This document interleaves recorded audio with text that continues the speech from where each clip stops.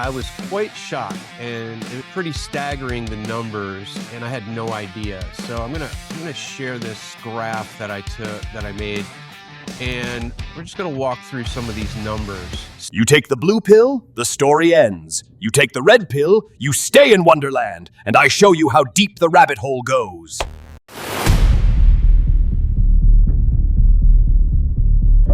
Welcome to ADHD Unfiltered, and if this is your first time listening, we recommend you listen to episode 1. If you listen to episode 1 and you're back, well, thank you.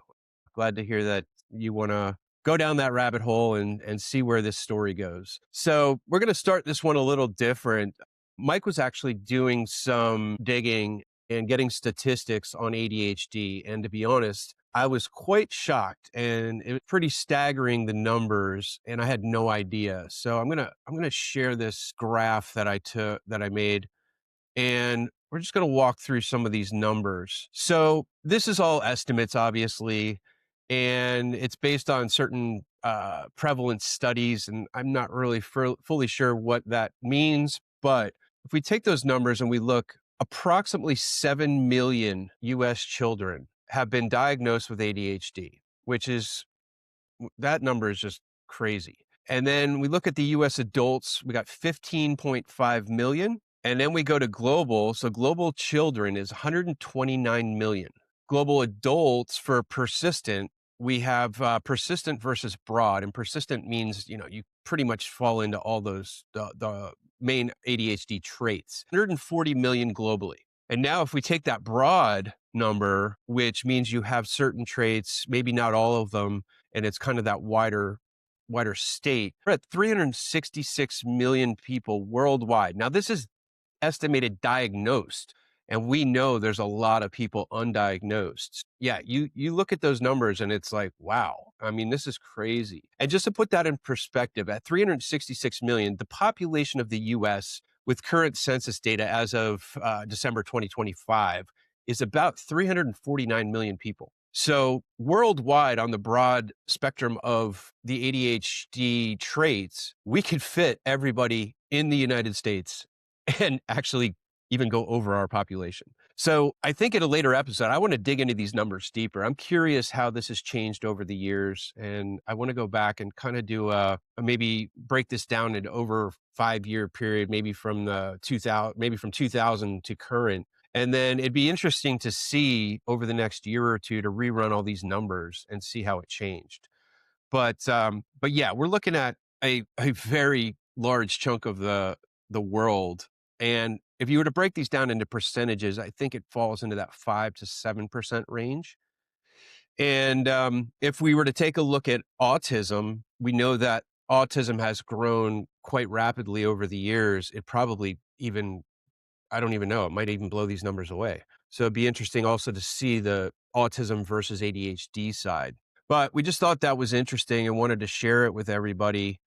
And, if you have any comments on that, or if you've seen different stats that maybe conflict with this, please, comment, let us know. But yeah, pretty crazy stuff. Yeah. So now back to the meat and potatoes. We're going to jump into the early years, pretty much from as far back as we can remember through, let's say, 12 years old. So maybe through middle school. And Mike, why don't you kick us off, because you were diagnosed as a child, and I'm curious, I want the listeners to know, what did that diagnosis look like over time, and how did your parents know that something was wrong, and what was that whole thing? Mike, go ahead and jump into that for us. So as far as like the autism spectrum, I think it's a spectrum. So I think everybody's on it, just where you're on the spectrum. And I'm on the lower end, but I'm definitely on it.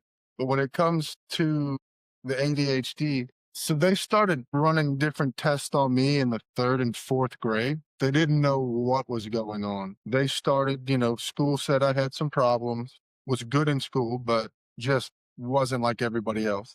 And then it went to school testing, it went to after school testing, it went to specialist, a family doctor, pediatrician doing stuff. I remember doing vision testing where they would have me track stuff with my eyes. They thought it was a tracking problem, to a point where I had to see a specific type of optometrist every other week and it was an hour-long appointment to do specific eye exercises and eye work, and I had homework to do for that, special prescription glasses, but none of this stuff helped. Now you gotta remember this was back in the time, the early mid-80s when this wasn't a thing. They didn't have a label for it. So they were just trying to figure everything out. Turned out I didn't have a vision problem. My vision was 20/20 or better. The first time that I know of hearing the words ADD or attention deficit disorder, so I'm in about the fourth grade. You're in the fourth grade, you have a pretty decent vocabulary, you can read and write and whatnot. But there was a specific test that this lady did, and my earliest memory of this was this particular test. They wanted me to read something, and I kept getting stuck on the words and the simple words. They gave me a book, and the lady held it across the table from me. So she's holding a book.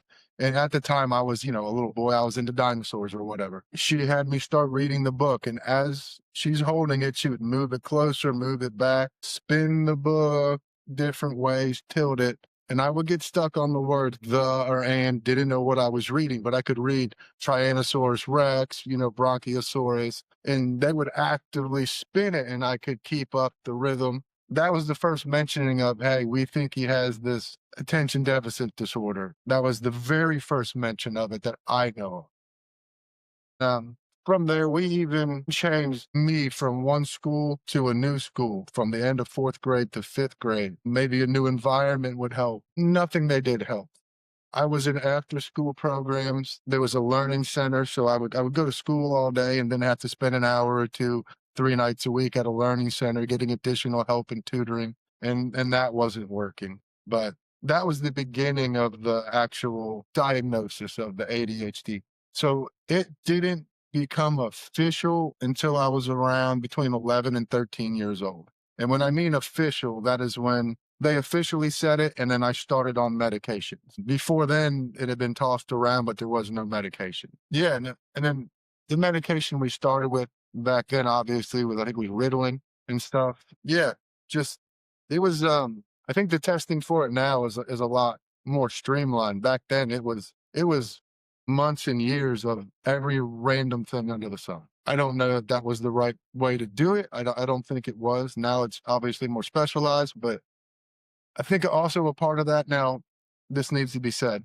Part of that was my parents had this kid they didn't understand, and they wanted to know what was going on, but they didn't really want to label it. They wanted to find another excuse for what it was, if that makes sense. Yeah. But it is what it is. And then once we got the diagnosis, by the time we got the diagnosis, here I am, a kid, 11 to 13 years old. I'm in weekly therapy amongst everything else.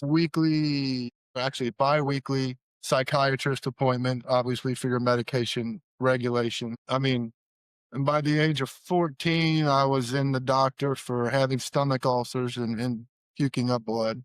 And it all comes back to the traditional school environment wasn't for me. Now, I will say I came up in Catholic school, I think private Catholic school, which I think was probably awful for me. I don't think that was where I should have been. And the reason I say that is at the time, the public school system, at least here, they had other help for, kids that the private schools actually didn't have. So all of that stuff combined made everything drag out. And that was the miserable part because I went through, 3 or 4 years of school where I wasn't falling behind. I knew what was going on, but I couldn't do the work, if that makes sense. But then when it came to testing, I could do the tests for the most part. But it was an awkward time. Now, I did a little bit of testing later on in life to reconfirm the stuff, and it was way more streamlined than anything I remember growing up. But yeah, like I said, again, it was in the beginning of stuff, and they didn't know what this was, and it made life absolutely miserable. Yeah. So, Yeah. No, I guess it was different for me because I had no idea. And I think for a lot of kids, middle school is where it shows itself because there's more structure. But when you're a little kid still at home, you're running around, you're having fun, you're playing, you're doing whatever, and everything seems normal. If you're hyper well, it's no big deal. But when you get to school, you have that structure. You have, classes, and you're changing classes, and there's more stress, and the social aspect comes out to where you may be uncomfortable, and there's just so much more. And what about, Okay. how were you in they say that kids are lazy, right? If you have Yeah. ADHD, that's Yeah. that's a common term. So when you were in school, middle school, up until that, say, 12-year end of 5th grade, how did you do in school? Because I know for me, I did fine. You know, I I I did was not. always kind of an awkward kid, I guess. Always felt I was a bit awkward. My social skills were not very good back then, but Same I here. I did fine in school. And how about you? Well, so it depends on the classes. Overall, I felt inadequate compared to the rest of the kids, if that makes sense. I kind of kept to myself, smaller group of friends, but I wasn't doing or participating in all the things that a normal kid would do. I went to school because I had to, not because I was there having a good time. In specific classes, I highly excelled. Anything that was art, I was the best in the class. Or if you were talking biology type or science biology, I loved it. But your English, your reading, writing, all that kind of stuff, social studies. Yeah, no, I was not even in the playing field with it. And that added to the feeling inadequate to your peers. It kept you from having friendships that all the other kids had. You didn't have them. And I remember on my report cards, for example, my teachers would have comments and they would say, he's behind in this or he needs to try harder. And it wasn't for the ability of not trying. I tried. It just didn't compute. So that was awful. So every year when you started school, the first chunk of the school year, everything was normal, fine. But I did know that as soon as we got our first progress report, from that moment on, I was grounded. 'Cause there was no recuperating from the grades after that. But like I said, the subjects that didn't really tend to matter, the art and whatever, best in the class. The subjects that mattered, no, couldn't even be on the board. But I tried. Um, Yeah. And, I feel, uh, th I was the same way. Always been good in art, and I was good in science.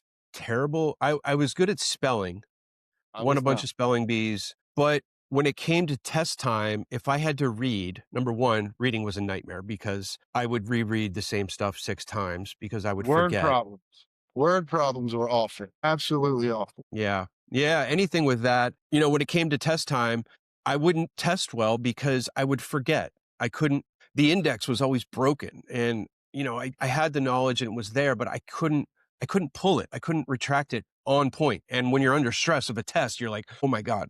And you're sitting there and you're like, "I know this, but I can't recall it." So I was always terrible at testing, even through high school, and, probably still today, because I've learned to manage it a little bit better, but I was never a reader. Fiction, forget about it. Even normal books. I found myself reading to learn because I guess I got that dopamine hit learning something versus just reading something that was fake. And everything in my life, in my adult years, I need purpose. It has to have a purpose. I cannot just do something to relax where other people can read a fiction novel, or just do something kind of. I'm always going, and it's been a struggle. And in school, it was the same way. I would do okay on my report cards. I hated homework. I never did my homework. Parents are always yelling at me. And, I think that's very common in the ADHD world, and why a lot of parents end up getting their kids diagnosed in those middle school years. And there's a lot of red flags, and we'll dive deeper into some of that stuff in a later episode, as we get into those kind of vertical pieces of it, like what is ADHD. But for now, it's like, yeah, I totally get it. Did you get in trouble much in middle school? In the actual school, no. As far as getting in trouble in school, the only trouble I got was, your grades, you're not up with everybody else. The trouble I got was at home because of my grades. To this day, I don't know how to study. And I know that sounds crazy because the average person's like, you just read it and you make an outline and you're doing the work. It does not work that way. I am extremely hands-on. So a simple way to correlate that is if you want me to read something as far as instructions to do something or build something, it's never going to get built. Now, as an adult, if you want this to take place, I have to have somebody else read the instructions to me out loud, and I can look at a picture from that and build it. And it's the same way I was with the kid. Hands on, I can emulate what you're doing, but don't have me read how to do it. It gets lost in translation, completely lost. Yeah. So my trouble in school was for not doing the work or not being able to read it and then recite it. Now, there is a fine line in that, and that is if it was something that I had interest in. If I had an actual legitimate interest in a subject, I was well versed. And I mean, and in a lot of cases, more than any other kid in the class, sometimes more than the teacher, which would make it awkward because I had a couple times corrected a teacher and told them they're wrong and they don't want to hear that. And then I I'll would lay I out the would think proof. not. And then you lay out the proof in front of the whole class, and then you're reprimanded and you're sitting in the hallway for being a disruption. So, that was my trouble in school. I never acted out, never caused problems and stuff like that. But yeah, my problem would be strictly academic with how it was. Everything Yeah. is, by the book, and I couldn't do that. Yeah. I know for me, I would constantly get in trouble for talking during class. I got my friends there. I can't because it was the squirrel mind, right? It's like I can't focus on this because I'm not interested in it. And you hit the nail on the head with having interest. And that's a classic trait of ADHD, that hyper focus when you have interest. And for me, school was not interesting. I didn't care. I wanted to be out exploring and building tree forts and doing stupid stuff. So in school, it was like, oh, my distraction was constantly talking. And my parents would always get those notes like, oh, See, I didn't do that, but I daydreamed an awful lot. I well, that daydreamed too. in class about riding my skateboard, riding my bike, riding dirt bikes, whatever, but I was not present in the class, Yeah. which, Did you ever have, being that you have ADHD, did you always fidget a lot? Or do you now even? yeah, I'm doing it right now as we sit here, actually. Okay. For me, it's Now, hands. I never really had the fidgeting side of it. Maybe once in a while, it depends on my stress level and stuff like that. But I guess I think the fidgeting side comes more with the hyperactivity side. If you have some of that, where Yeah, I'm the inattentive, so I never really had to deal with that. so I move my feet a lot or my legs a lot, or I wiggle my feet and toes constantly. That's how I soothe myself from, I guess, the stress of everything or the overwhelming feeling. So if it's not my legs or my feet or my toes, then I'm moving my hands, or you'll often see me moving my face in different ways. It's just part of it. Obviously, the fidget toys and stuff that happened as we were adults. I never got into that, but I guess my fidget thing or item of choice since I was a kid was pocket knives. So often I would be doing homework after school, and rather than do the homework in the dining room that I'm supposed to be doing, I'm carving with a pocket knife and needing to go get stitches. And that happened. That happened probably a dozen times. To this day, I carry pocket knife, and that's my fidget thing of choice. I don't know why. It's just Interesting. always been that way Yeah. if you're talking about a specific item. But yeah, I'm constantly moving. If I'm not moving, then I'm daydreaming. Well, the daydreaming thing, that's a big one, and I think that's another common trait. How was it how was it for you making friends? Like, did you have a lot of friends in middle school, or were you kind of that one that shy person that stayed in the background? And I know I was. I had my friends, but it wasn't like I wasn't the popular kid in school. I was more awkward. And I feel like I had trouble making friends because it was just like, first of all, I was quiet. I wasn't that outgoing person back then, and that was a big struggle. And when you're the quiet type, it just doesn't work. And middle school's tough as it is. I mean, kids are tough. School's tough. It's all new. It's pretty intense back then. Yeah. So for me, it was like, okay, well, I had my few friends, and I lived in a rural area where I was about 15 miles from my school. So even like to go play and hang out with my friends, it was kind of a chore because we lived so far apart. And, it's like my dad worked full time. And even though my mom was home, she was busy. So I didn't really spend a lot of time hanging out with my friends outside of school. And that's why the friends that I did have, why I always got in trouble talking in school, because it's the time we spent together, you know? So how was it for you with friends in middle school? So friends in middle school, I had a couple. Most of them were kids that lived in my neighborhood that we went to school together with. Now, I did have a couple other friends in school. Most of the school friends were just kids you associated with. Like you weren't friends in the classroom, but then you go outside in the playground and you were friends. You know, I don't know. Even through high school, the same thing. The list of people I know is this big, and the list of people that I keep as friends is small. It's just always been that way. Yeah, no, I kept to myself, you know, a few choice friends. And the thing about those friends is, though, we had similar interests. And what I mean by that is they may watch football, baseball, they may play that or whatever, but we had hardcore interests. For me, my outlet at the time or my interests were skateboards, BMX, and dirt bikes. That is, or fishing. That was how I functioned.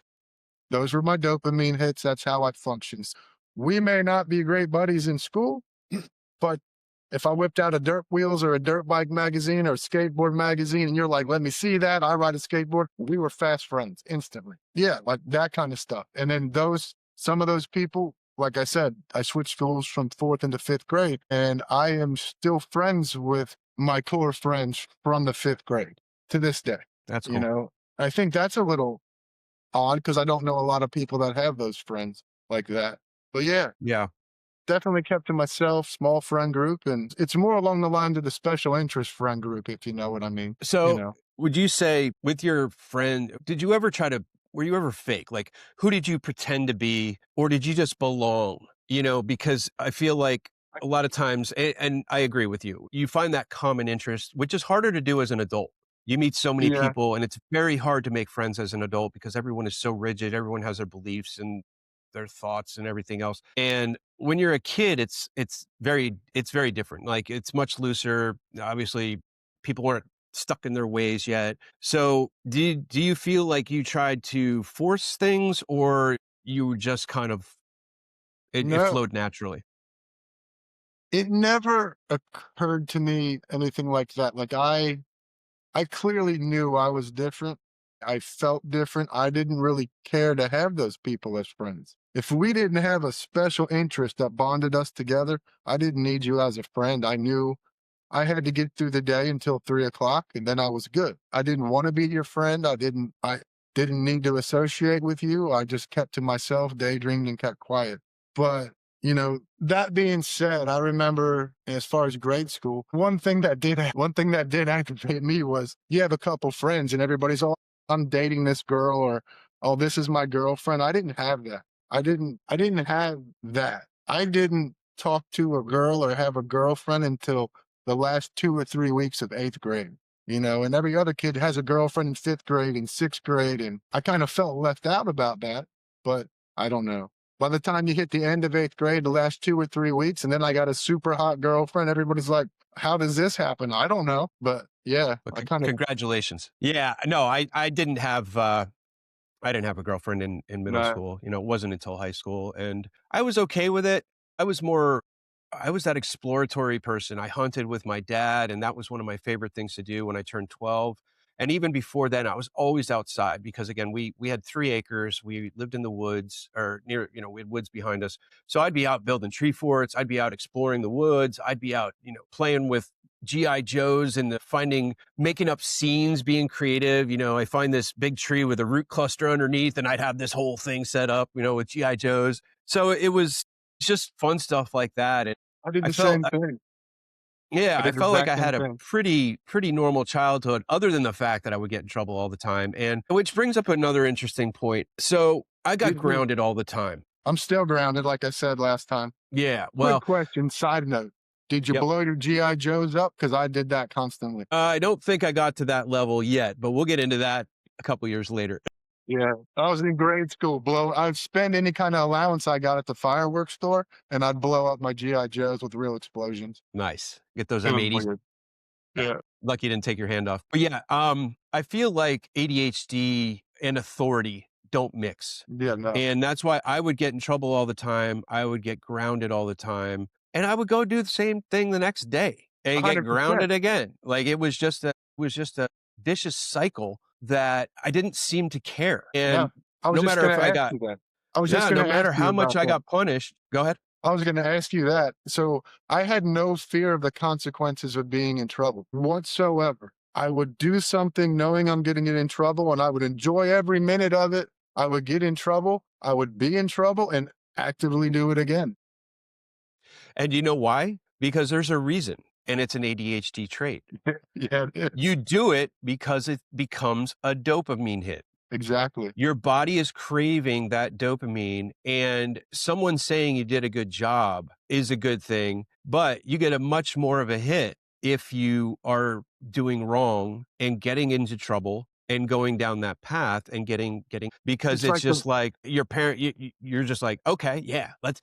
And what happens is it becomes that cycle where you enjoy the feel, it sucks, right? It sucks, but you enjoy, your body, your mind enjoys that feeling. So you do it over and over and over and over until your parents, to be honest, my parents at one point, they were so fed up with me that they packed my bags and put me in the car, and I had no idea what was going on. And they took me to the entrance of this, I don't even remember.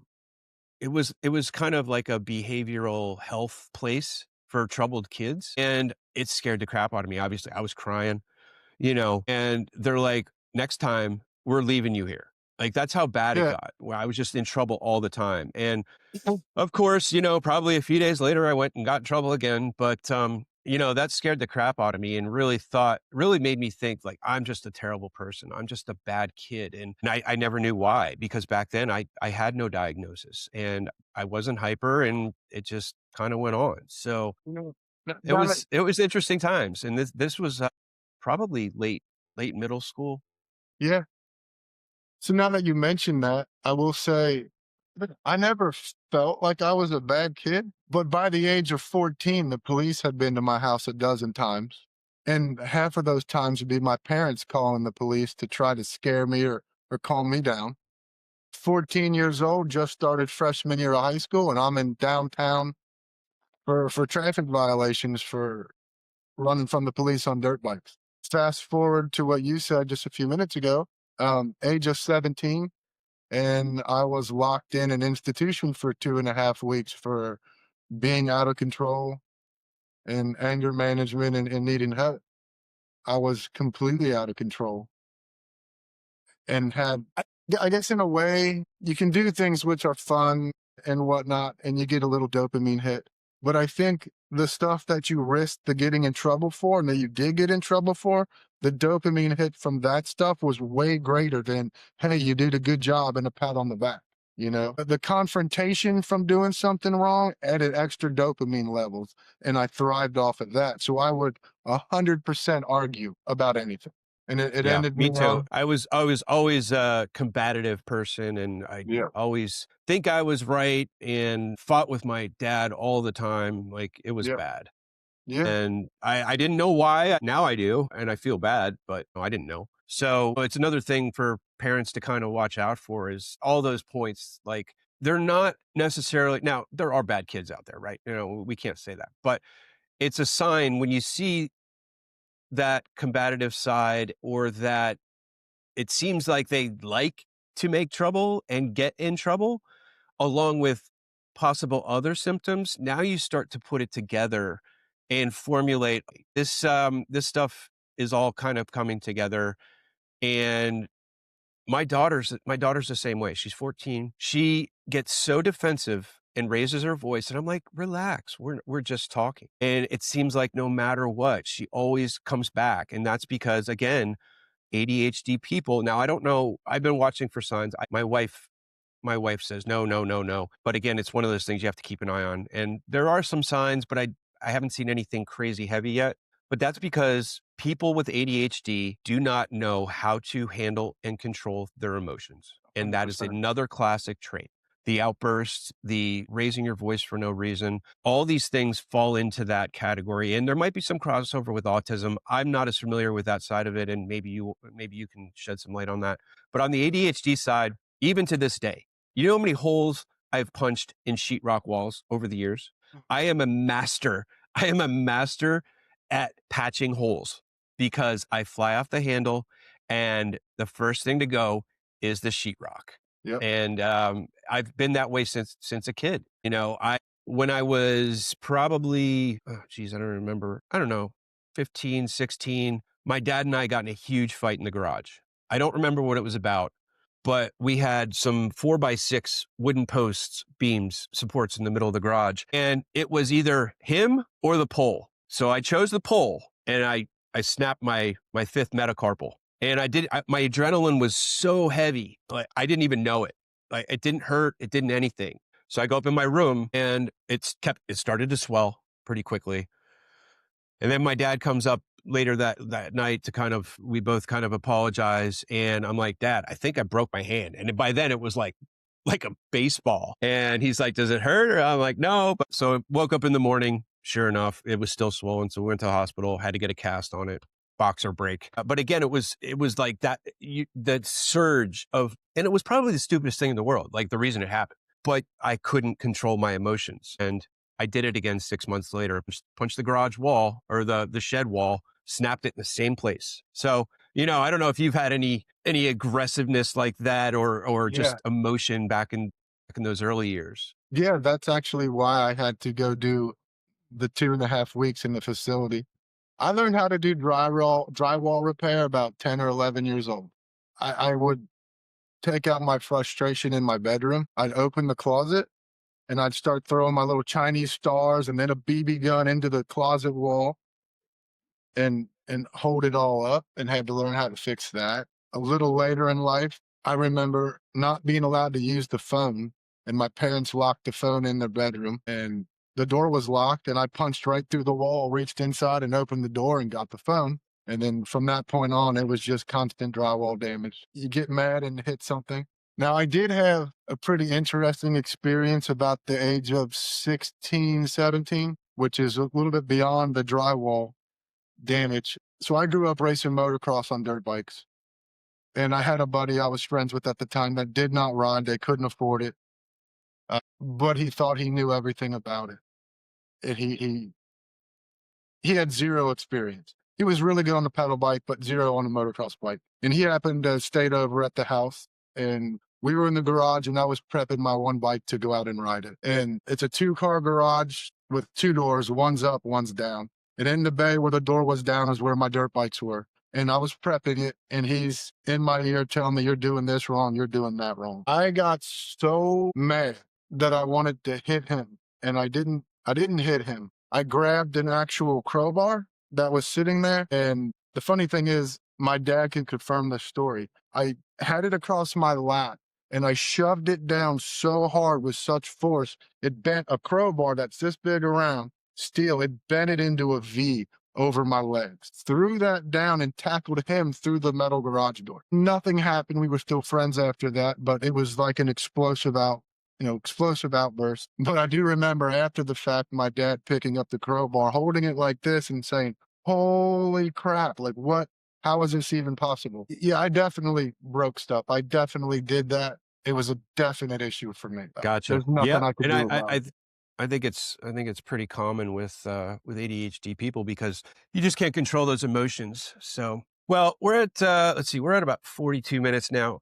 Let's stop this one here. We've already given a lot of info. We may continue. We'll pick up where we left off. But let's jump into our squirrel moment segment. And Mike, why don't you go ahead? What's your squirrel moment for this week? Well, let's just do today, for example. Went to the grocery store today and got some stuff to eat. Got some pizzas, came home, started the oven, preheated it, got on the phone call, put a pizza in, did not set the timer for 14 minutes, let it start cooking, went upstairs, used the phone, changed clothes, did some other stuff, kept smelling something burning, walking around the house trying to figure out what it is because it's 19 degrees outside and there's no fireplace on. Checked the furnace in the basement, checked everything. Come to find out the pizza was in the oven for an hour and like 15 minutes and burnt to a crisp. And at that point, I took it out, threw it in the garbage, turned the oven off, and decided we're not having pizza today. I did, however, have a backup pizza ready to go, but now I don't want it. Now I'm aggravated. So yeah, that's my moment for the day. So not even for the week, but for today. Yeah, those moments are tough because you got to, dangerous. You burn the house down. 100%. How So about you? mine this week isn't necessarily funny, but I think it's something that a lot of people with ADHD have. So I do side work for a lot of people, and I've had this job that I've had the material for it for weeks, and I just keep putting it off. And this is how all my projects go. So finally, yesterday, I was like, I have to get this done because I knew my customers is actually a good friend of mine in California, but I basically I had to force myself. Now, I was having some issues through production. I did try it a couple weeks ago, got aggravated, put it on hold, but finally yesterday I just buckled down and got it done. So it's done. And that's another classic ADHD trait because you put stuff, the procrastination side is horrendous for me. You got And to have I a don't crunch time to make it function. Exactly. Exactly. If it's too far out or if there's not an immediate, it will never get done. And I will wait until the last possible minute and crank it out in 20 minutes. It's like I built it up in my head for weeks when it Yeah. only took me like an hour. It You was like I could have had it procrastinate done for so many weeks, times. something that takes you 20 minutes. It's ridiculous. Exactly. Exactly. And it's frustrating and I do it all the time. And I'm sure I'm sure everybody can relate to that. All right, Yeah. let's wind this one down. If you guys we want to hear what your middle school stories were like. Leave us a comment. Is there any specific thing that maybe sticks in your mind about middle school, or let us know if you were diagnosed in middle school because that seems to be the hot area where diagnosis happen. But let us know, and we want to hear from you guys. Yeah, for Anything sure. to add to that, Mike? Yeah. And let me say this. If school made you feel broken, you weren't. It was the undiagnosed ADHD. If later in life you found out you had ADHD, and I'm sure most people listening can associate themselves with probably a lot of these scenarios that we've talked about. And looking back, we want you to realize why you were doing it because it all correlates back to a trait of ADHD. So, You you know, know, I actually I do want to say like as an adult, I still feel broken and I know what the issues are and I still feel broken. It's something I have to deal with every day. And so do you in a certain way, but I very yeah. much feel I very much So do I. And I'm not even sure. I think it's a lifelong thing. I don't think I will ever feel unbroken, regardless. Like I could do the coolest thing in the world and it'll be awesome. And I'll be like stoked for a little bit. And then I'll go back to feeling inadequate or just a mess up. I don't know. I got a question for you before we go. This is something that I struggle with. And I realize I struggled with this part of it not too long ago, honestly. So I'm great with my hands and I've built some of the baddest racing machines and cars and trucks and bikes and street bikes and whatnot. But no matter what the project is that I'm doing, whether it's something small, something for myself, something for my kid, something for somebody else, it doesn't matter if it's something massive. When it is done, I do not and I have never got a feeling of satisfaction. And what I mean is I've built basically the equivalent of SEMA show trucks, in my own garage with me and a couple buddies in a pile full of parts and a pile full of cash. And when you roll it out of the garage, you roll it down the road and people get in car accidents when they're driving down the road looking at it. And in the moments, everybody stands there and is looking at these things like, wow, it's amazing. And I'm still aggravated and feel like nothing was accomplished. And it doesn't Yeah, matter if I it's a understand. big thing like that or something small.